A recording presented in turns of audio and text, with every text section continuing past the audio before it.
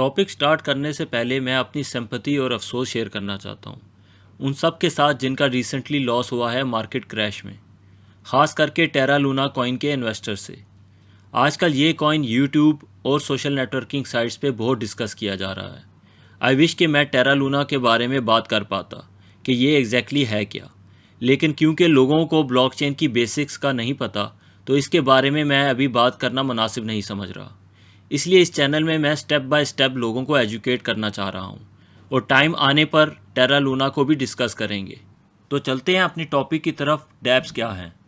ڈیپس کا full form ہے D centralised applications. آپ سب کو ایپس کا پتہ ہی ہے۔ جب بھی آپ نے ایپلیکیشنز ڈاؤن لوڈ کرنی ہوتی ہے، جیسے فیس بک، گیمز یا یوٹیوب کی ایپ، آپ ایپل اسٹور یا پلے اسٹور سے ڈاؤن لوڈ کر لیتے ہیں۔ ان ایپس کو بناتے ہیں ڈیولپرز اور کنٹرول کرتی ہیں سینٹرلائزڈ کمپنیز، جیسے یوٹیوب کو کنٹرول کرتا ہے گوگل اور فیس بک کو کنٹرول کرتا ہے میٹا۔ تو ایگزیکٹلی یہ ایپس کرتی کیا ہیں؟ فیس بک کی ایپ کیا کرتی ہے؟ یہ صرف لوگوں کو سوشلائز کرانے میں ہیلپ کرتی ہے، اور یہ کمیونیکیشن پاسبل ہوتی ہے ایک سرور کے ذریعے جو فیس بک کے کنٹرول میں ہے۔ یہ سروس پرووائڈ کرنے پہ فیس بک ایڈورٹائزنگ اور مارکیٹنگ سے پیسے کماتا ہے، یوزر کا ڈیٹا استعمال کر کے۔ یہ جب چاہیں آپ کے پیج کو بلاک کر سکتے ہیں اور جو چاہیں دکھا سکتے ہیں، اور اگر ان کا سرور ڈاؤن ہو جائے تو آپ اپنے ڈیٹا کو ایکسیس نہیں کر سکتے۔ ڈیپس بھی ایپلیکیشنز ہیں، لیکن یہ بلاک چین پہ ہیں اور ڈی سینٹرلائزڈ ہیں۔ ڈی سینٹرلائزڈ یعنی ان ایپس کا کنٹرول صرف ایک کمپنی یا ایک سرور نہیں کرتا، بلکہ یہ ڈیپس اسمارٹ کانٹریکٹس یا کوڈز کے ذریعے ایک کمپیوٹر نیٹ ورک پہ چلتے ہیں، یعنی بلاک چین پہ۔ بیسکلی اسمارٹ کانٹریکٹس ایک کوڈ ہیں جو لکھے جاتے ہیں ایتھیریم کی پروگرامنگ لینگویج سے۔ اس ایتھیریم کی پروگرامنگ لینگویج کو کہتے ہیں سولیڈیٹی۔ کچھ لوگ اسمارٹ کانٹریکٹس اور ڈیپس کو ایک ہی سمجھتے ہیں، لیکن یہ ایک نہیں۔ اسمارٹ کانٹریکٹس کمپیوٹر کوڈ ہیں جو ان ڈیپس کے پیچھے یا بیک اینڈ میں چل رہے ہیں۔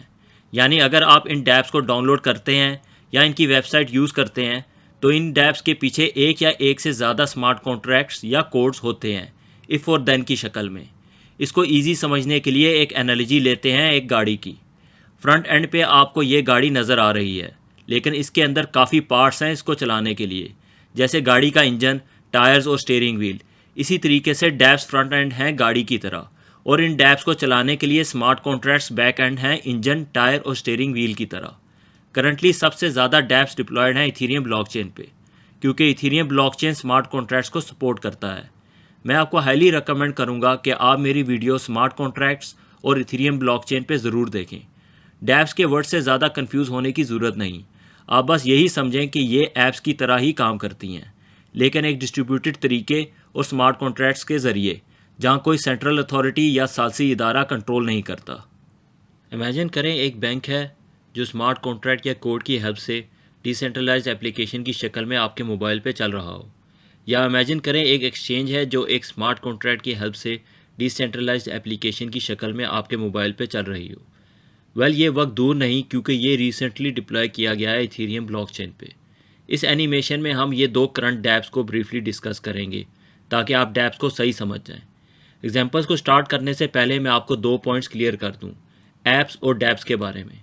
ایک یہ کہ جیسے آج کے وقت کی جتنی بھی ایپس ہیں، ان سب کو بنانے کے لیے کوڈ کی ضرورت ہوتی ہے، جس میں ڈیولپرز ہائر کیے جاتے ہیں کوڈ لکھنے کے لیے، اور کمپنیز پھر اس ایپ کا سارا کنٹرول رکھ لیتی ہیں۔ اس کے مقابلے میں ڈیپس میں بھی ڈیولپرز کوڈ لکھتے ہیں اسمارٹ کانٹریکٹس کی شکل میں، اور ڈیپس بیک اینڈ میں ان اسمارٹ کانٹریکٹس کے ذریعے چلتی ہیں۔ یہاں پہ کوئی اس ڈیپ کو کنٹرول نہیں کرتا، کیونکہ یہ ڈی سینٹرلائزڈ ایپ ہے اور اس کا کوڈ بلاک چین کے اوپر چل رہا ہے۔ دوسرا پوائنٹ، ایپس کو بنانے کے لیے کیپٹل یا پیسے کی ضرورت ہوتی ہے، مثلا ایکسپینسز جیسے ڈیولپر کی فیس یا آفس رینٹ وغیرہ وغیرہ۔ ان سب ایپس کو بنانے کے لیے تھاؤزنڈز یا پھر ملینز آف ڈالرز کی ضرورت پڑتی ہے۔ تو یہ کمپنیز ان ایکسپینسز کو کور کرنے کے لیے شیئرز ایشوز کرتی ہے، کیپٹل کھٹا کرنے کے لیے، انیشیل شیئرز آفرنگ یا آئی سی او کی شکل میں، اور یہ پیسے یہ ایپ ڈیولپنگ کمپنیز انویسٹ کرتی ہیں، جس پہ انویسٹرز کو بعد میں return on investment share price کی انکریز اور ڈکریز ہونے میں نظر آتا ہے۔ ڈیپس کو بنانے کے لیے بھی کیپٹل یا پیسے کی ضرورت پڑتی ہے، اور ان ڈیپس کے فاؤنڈر بھی کیپٹل ریز کرتے ہیں انیشیل کوائن آفرنگ یا آئی سی او کے ذریعے، جس پہ انویسٹرز کو کوائنز یا ٹوکنز ایک شیئرز کی شکل کی طرح دے دیے جاتے ہیں اور کیپٹل اکٹھا کیا جاتا ہے۔ ایتھیریم بلاک چین پہ جو ڈیپس ڈپلوائڈ ہو رہی ہیں، یہ ان کوائنز کو ٹوکن کہتے ہیں، اور یہ ٹوکنز ایک سمارٹ کانٹریکٹ کے ذریعے ان انویسٹرز کو دے دیے جاتے ہیں ڈائریکٹلی ان کے ڈیجیٹل والیٹ میں. یہ بھی شیئرز کی طرح ٹریڈ کیے جاتے ہیں کرپٹو ایکسچینجز پہ، جس کی وجہ سے یہ ویلیو میں انکریز اور ڈیکریز ہوتے ہیں. لیکن ایک میجر فرق یہ ہے کہ آئی سی او ریگولیٹڈ نہیں، یعنی کوئی بھی کوئن یا ٹوکن لانچ کر سکتا ہے ایک ڈیپ یا پروجیکٹ کو لانچ کرنے کے لیے، جس کی وجہ سے اس میں اسکیمز زیادہ ہوتے ہیں. تو چلے ہم بریفلی کرنٹ ایتھیریم بلاک چین کی ڈیپس کے بارے میں بات کرتے ہیں. جیسے کرنٹ فائنینشیل یا بینکنگ نظام کو سی فائی یعنی سینٹرلائز فائنانس کہا جاتا ہے، اس کے مقابلے میں بلاک چین پہ ڈی فائی ہے یعنی ڈی سینٹرلائز فائنانس. تو ڈی فائی کی ہم 2 ایگزامپل ڈسکس کریں گے تاکہ آپ ڈیپس کو صحیح سمجھ سکیں. پہلی ڈیپ ہے آوے. یہ ایک بینک کی طرح ہی آپریٹ کرتی ہے.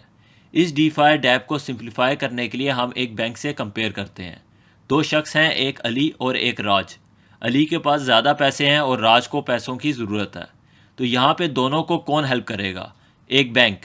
یہ پیسے لے گا علی سے اور اس کو 3% انٹرسٹ دے گا، اور یہی پیسہ بینک راج کو 10% انٹرسٹ پہ لون دے گا، جس پہ بینک ڈفرینس 7% اپنا پروفٹ رکھے گا صرف میچ میکنگ کر کے. تو بینک یہاں سینٹرلائز اتھارٹی ہے اور کنٹرول کر رہا ہے، یعنی ساری پاور کنسنٹریٹڈ بینک کے پاس ہے. کیا کوئی اس بینک کی جگہ لے سکتا ہے؟ تو یہاں آتی ہے ڈی فائی پلیٹ فارم جو ایتھیریم بلاک چین پہ ہے، یعنی ڈیپ، جس کا نام ہے آوے. اس کو ڈی سینٹرلائزڈ فائنانس پروٹوکول بھی کہتے ہیں، جو علی اور راج کو ڈائریکٹلی ملا دے گی ڈیجیٹلی اپنے پلیٹ فارم کے ذریعے. یہ ڈیپ بوروئنگ اور لینڈنگ میں یوز کی جاتی ہے، یعنی یہ ایک شخص سے پیسے لے گی اور ضرورت مند کو دے دے گی ڈیجیٹلی. اس کی ویب سائٹ سے آپ دیکھ سکتے ہیں یہ پروٹوکول بینک کی طرح لینڈ اور بورو کر سکتا ہے. تو یہاں بورور اور لینڈر کو بینک کی بالکل ضرورت نہیں پڑی. ہماری ایگزامپل میں علی اور راج ایک دوسرے سے ڈائریکٹلی لینڈ اور بورو کر سکتے ہیں آوے کے اسمارٹ کانٹریکٹس کے ذریعے. آوے ایتھیریم کے اسمارٹ کانٹریکٹ پہ ڈپلوائڈ ہے، یعنی یہ لینڈنگ اور بوروئنگ کا نظام آٹومیٹکلی اسمارٹ کانٹریکٹ کے ذریعے چل رہا ہے، جو خود سے ایکسیکیوٹ ہوتا ہے بغیر کسی تھرڈ پارٹی یا بینک کے. اس ڈیپ میں آپ کرپٹو بھی لینڈ اور بورو کر سکتے ہیں ایک اور اسمارٹ کانٹریکٹ کے ذریعے، یعنی ایک ڈیپ پہ ایک یا ایک سے زیادہ اسمارٹ کانٹریکٹ رن ہو سکتے ہیں، اور یہ ساری ٹرانزیکشنز کا ڈیٹا بلاک چین پہ ریکارڈ ہو رہا ہے پرماننٹلی. اس کے ٹوکن کا نام ہے آوے، اور یہ ٹریڈ ہوتا ہے کرپٹو کی مارکیٹ میں. کرنٹلی اس کا مارکیٹ میں رینک 50 کے آس پاس ہے. نیکسٹ ایگزامپل کی طرف جانے سے پہلے میں بتاتا چلوں کہ یہ ویڈیو آپ کو انٹرسٹ کمانے یا دینے میں ایڈوائس نہیں کر رہی، بلکہ میں آپ کو ایجوکیٹ کرنا چاہ رہا ہوں کہ کیسے ڈیپس پروٹوکولز چلتی ہیں بلاک چین پہ. آپ چاہیں تو ڈونیشن یا زکوٰۃ کی ڈیپ بھی ڈپلوائے کر سکتے ہیں بلاک چین کے اوپر. تو ابھی چلتے ہیں دوسری ایگزامپل کی طرف. دوسری ڈیپ ہے یونی سواپ. یہ ایک ایکسچینج کی طرح آپریٹ کرتی ہے. اگر آپ کسی ایکسچینج میں جاتے ہیں روپی کو ڈالر میں کنورٹ کرنے کے لیے، تو آپ کو سینٹرلائز ایکسچینجز ہیلپ کرتی ہیں. فرض کریں باب امریکہ جا رہا ہے اور اس کو یورو کرنسی کی جگہ ڈالر چاہیے. وہ کسی ایکسچینج جیسے منی گرام جا سکتا ہے اور پیسے ایکسچینج کر سکتا ہے. ایکسچینج کرنے پر اس کو ہو سکتا ہے فیس زیادہ پے کرنی پڑ جائے، یا ہو سکتا ہے اس کو ایکسچینج میں ڈالر نہ ملیں. تو یہاں آتی ہے ڈیپ، جیسے یونی سواپ. اسی طرح کی ٹرانزیکشن آپ یونی سواپ پہ بھی کر سکتے ہیں. آپ یورو کو کنورٹ کر سکتے ہیں ڈالر میں، یا پھر آپ ڈالر کو کنورٹ کر سکتے ہیں بٹ کوائن میں، وہ بھی گھر بیٹھے اور ڈیجیٹلی اپنے موبائل پہ. آپ کو سینٹرلائز ایکسچینج یا کسی کرپٹو ایکسچینج میں جانے کی ضرورت نہیں پڑے گی. یونیسواپ بھی ایک اسمارٹ کانٹریکٹ کے ذریعے ڈپلوائڈ ہے ایتھیریم بلاک چین پہ. ان کی ویب سائٹ پہ کلیئرلی مینشن ہے کہ یہ ڈیفرنٹ ٹوکنز اور کوائنز کو ڈائریکٹلی ٹریڈ کرنے میں ہیلپ کرتی ہے، گھر بیٹھے انسٹنٹلی اور بغیر کسی رجسٹریشن کے. ان ایکسچینجز کو ڈیکسز کہتے ہیں، یعنی ڈی سینٹرلائز ایکسچینجز. یہاں جب آپ کوئی ٹوکن یا کرنسی کنورٹ کرتے ہیں، اس پہ بھی آپ کو فیس چارج ہوتی ہے، اور وہ فیس ایتھیریم کوائن کی شکل میں چارج ہوتی ہے، جس کو ایتھیریم کمیونٹی کہتی ہے گیس فیس.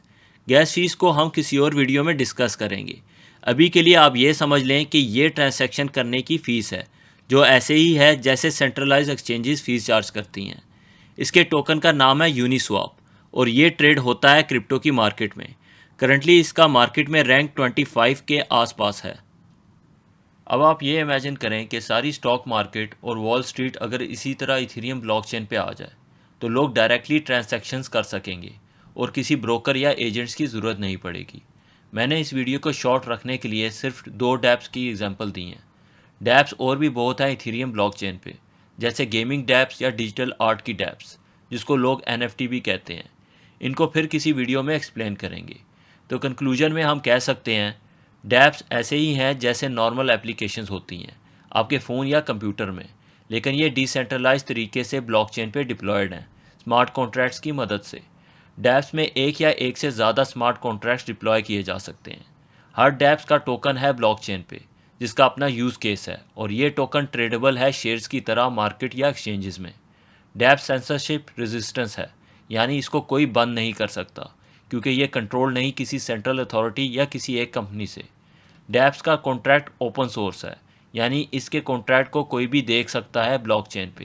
اور ڈیپس بہت قسم کی ہیں، ڈی فائی ڈیپس ہیں، گیمنگ ڈیپس ہیں، ڈیجیٹل آرٹ کی ڈیپس ہیں، اور فیوچر میں اور ڈیپس ڈیولپ ہو رہی ہیں جو تھرڈ پارٹی یا ثالثی اداروں کو ہٹا سکتی ہے۔ اینڈ میں بتاتا چلوں بلاک چین ٹیکنالوجی اور کرپٹو کافی نیو ہے اور گرو کر رہی ہے۔ ڈیپس کے فائدے بھی ہیں اور نقصان بھی ہیں۔ ٹائم کے ساتھ چیزیں آسان اور بہتر ڈیپس آپ کو دیکھنے کو ملیں گی کیونکہ کافی انویسٹمنٹس اور ڈیولپرز اس پہ کام کر رہے ہیں۔ ابھی تک میں نے کوئی بھی پرائس ٹارگیٹس نہیں بتائیں اور نہ ہی کوئی کرپٹو خریدنے پہ ایڈوائز کی ہے۔ میں سمجھتا ہوں انویسٹمنٹ کرنے سے پہلے ہمیشہ ایجوکیشن کا حاصل کرنا بہت ضروری ہے۔ اگر آپ اس ویڈیو سے ایجوکیٹڈ ہوئے ہیں تو اس ویڈیو کو لائک اور چینل کو سبسکرائب کرنا نہ بھولیں۔ Thank you for watching and C you soon.